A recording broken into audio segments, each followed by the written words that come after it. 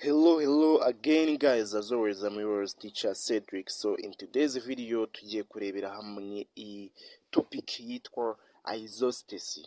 Iyi isostasy ni the theory of isostasy cyangwa se amatheory. Turareba amatheory abiri avuga ku bijyanye na isostasy, turebe na definition of isostasy ibyo ari byo. Iyi topic umwe mu bakunzi bacu yadusabye yuko twayivugaho kuko ashaka kuyumva byimbitse. Yes, na niyo purpose y'iyo YouTube channel. Purpose yacu ni ukugira ngo tubafashe mwe mu masomo muba mwize ku ishuri ntimuyumve neza, noneho muyumve fresh nyasobanura mu kinyarwanda mwongeranya n'ibyo teacher aba yabigishije, none ibintu bikarushaho kugenda byumvikana fresh. So yes of course ni teacher Cedric mugiye kubana muri iri somo, gusa mbibutsa wowe ubusuye yino YouTube channel ari ubwa mbere gukika kuri subscribe icon, kuri ring icon, kuri share na like, ariko icyo dukeneye cyane ni comment zanyu, ni feedback, ni inspiration, ni motivation, ni encouragement, ni uburyo bwo kuduha feedback tukamenya icyo tugomba guhindura n'ibyo tugomba kongeramo muri aya masomo yacu. So bibutsa bagenzi banjye, inshuti zanjye mu kuduha comments. So natinze rero reka turebere hamwe the theory of isostasy. Iyi ni geography senior 6. Yes, twagiye the theory of isostasy. Meaning of isostasy, tugiye kurebera hamwe ubusobanuro bwa isostasy. The concept of isostasy comes from iso, which means equal, and stasis, which means equilibrium. Iri jambo isostasy rituruka ku magambo abiri atandukanye. Irya mbere ni iso risobanuye equal, ndetse na stasis risobanuye equilibrium cyangwa se balancing. So iri jambo iso turibona muri geography ahantu henshi. Tuvuga urugero aho ryakoreshejwe nko ku ma isoline, ngo isonefs, isoheight, isogon, isotherms. Iso means equal, ibintu biri equal cyangwa se bingana. Stasis rero ni equilibrium, ubwo ni equilibrium cyangwa se balance ingana. It describes how various continental and oceanic crusts stay in equilibrium over the asthenosphere. Yes, iyi asthenosphere, iyi isostasy ivuga ukuntu continents, imigabane ndetse na oceanic crust na crust ya yindi nyine cya kibuye icyo inyanja ziba ziryamyeho like that, ndetse na zino continents ubutaka buba buriho, uburyo biba equilibrium cyangwa se byibalancinga, bikayibalancinga hejuru ya asthenosphere. Asthenosphere yo iri fluid, yo itari solid, ni imeze nk'ibikoma, yes, cyangwa se molten material yayo. Ugasanga ibyo bibuye biri solid biri kwibalancinga kuri yo, biryamyeho bikibalancinga mu buryo buri equilibre. Yes, the following are the main characteristics of isostasy. Rero ibi bikurikira ni ibiranga iyi isostasy tugiye kuvugaho mu kanya n'amatheory yayo abiri y'ingenzi. Yes, by isostasy the lighter crust must float on the denser underlying mantle. Binyuze muri isostasy dusanga yuko crust iri lighter cyangwa se itaremereye yareremba hejuru ya underlying mantle yo iri denser, ya mantle iri munsi yayo yo ifite ireme gusumbya ya crust cyangwa se bya bibuye, yaba oceanic crust cyangwa se continental crust iri hejuru yayo. Isi bikamera nk'uko ubwato bu floating cyangwa se bugenda hejuru y'inyanja. Ngo n'ibyo bi continents ndetse n'izo oceanic crust, izo zose izo crust uko ari ebyiri nazo zikaba za floating cyangwa se zareremba hejuru ya mantle iri munsi yazo, iyo ifite ireme rizisumbye, iri denser, iri more denser than than it.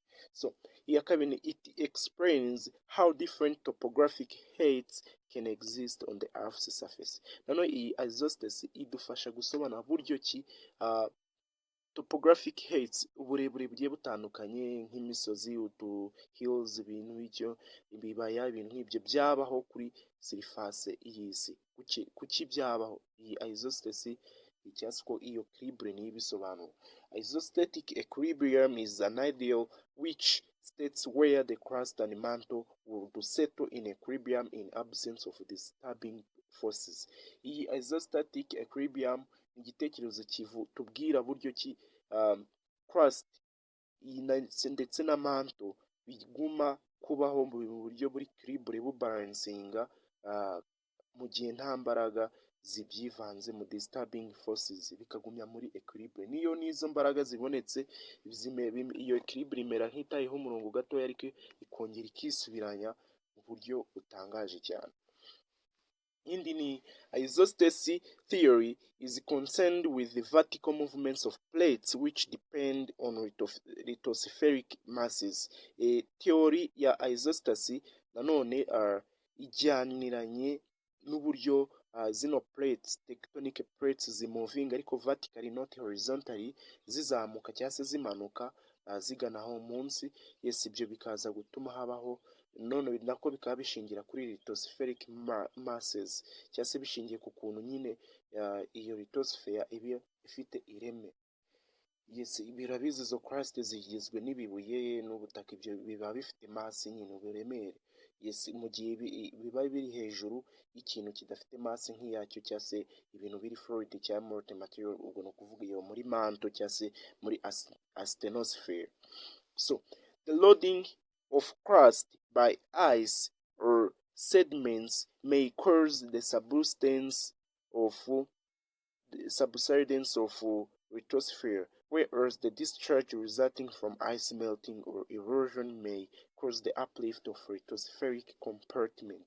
Yes, kuba kuri crust hakiyongera ibintu load cyangwa se umutwaro, tuvuga urugero ice cyangwa amasediments yakaza yakiyongera kuri crust, byatuma lithosphere cyangwa se crust yika, imera nk'iyika.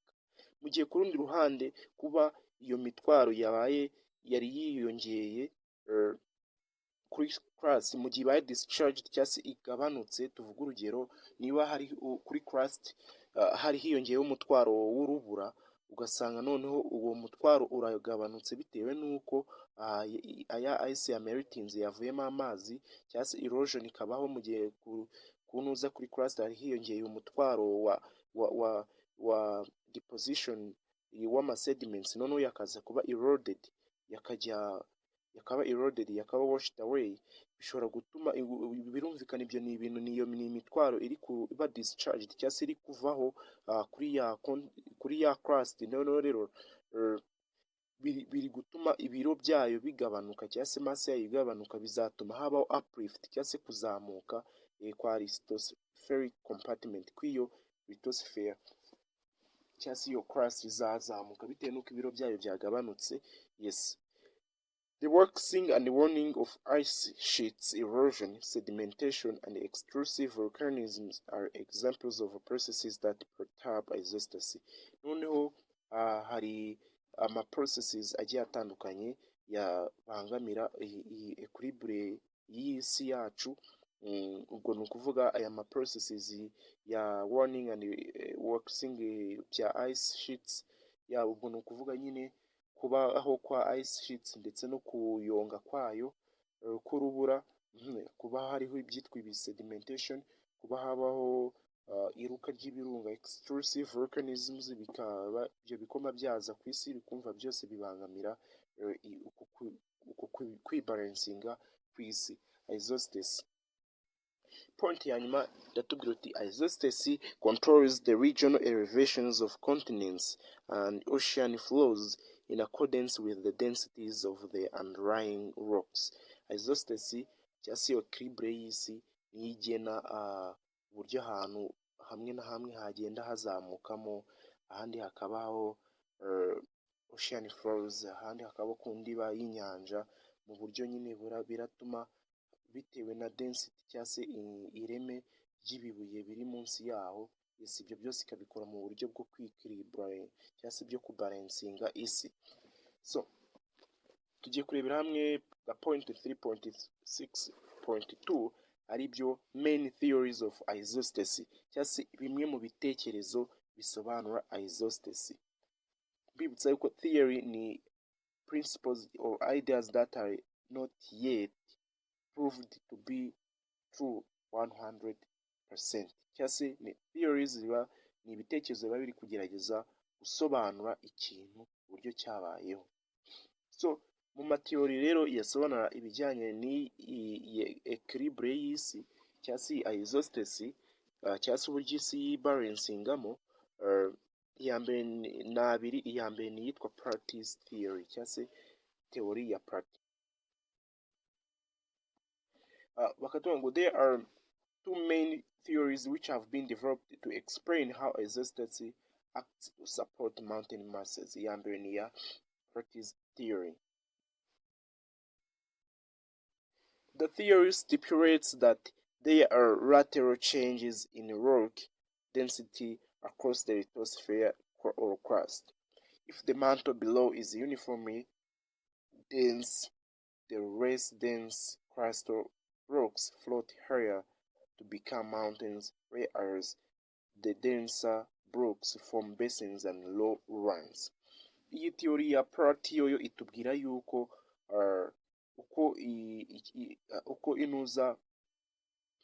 uko lithosphere yacu cyangwa se igice cya crust kigizwe n'ibibuye kimeze, hariho uko ugenda hari aha kigiye gifite changes cyangwa se kigenda gihindagurika. Ni ukuvuga urugero density yacyo cyangwa se ireme ryacyo rigenda rihindagurika.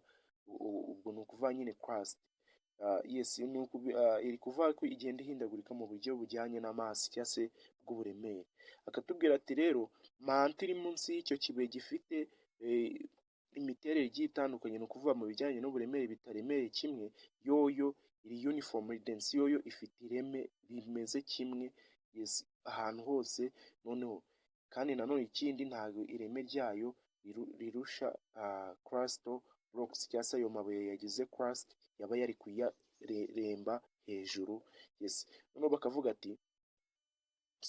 bakavuga ati mu gihe manto iri uniformly dense, bivuze yuko amabuye yafite ireme rikeya, ubwo ni ukuvuga crustal blocks yazareremba hejuru yayo y'iyo manto y'ibyo bikoma y'iyo fluid yakaba mountains, mu gihe ya mabuye yo yari ifite dense nini cyane yo yazagerageza kumanuka mwo munsi, ugasanga niyo yagiye yagira ibibaya ndetse n'utundi duce twose turi lowland areas.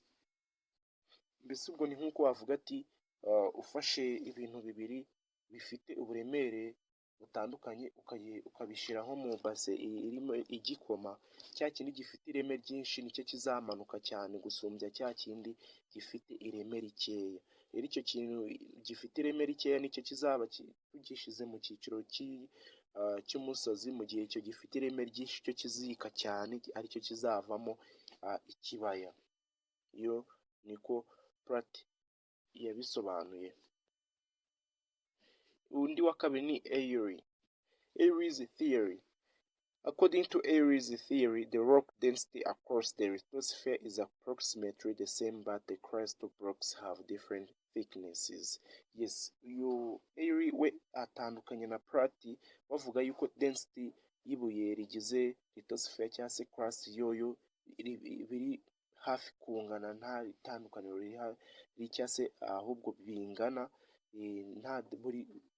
Buri crust yose ikaba ifite density ingana n'iyindi, mu gihe Pratt we yavuga ko bitandukanye. Yes, aha uyu we atubwira ko bingana, ahubwo icyo yemera ni uko ibyo bibuye bigize crust bigiye bifite thickness cyangwa se umubyimba ugiye utandukanye. Therefore, mountains that shoot up higher also extend deeper bays into the denser material beneath. Akavuga ati kubw'iyo mpamvu rero ubwo imisozi izamuka hejuru ukayibona ari hejuru cyane, nanone yaba ifite igice kinini kigana hasi cyane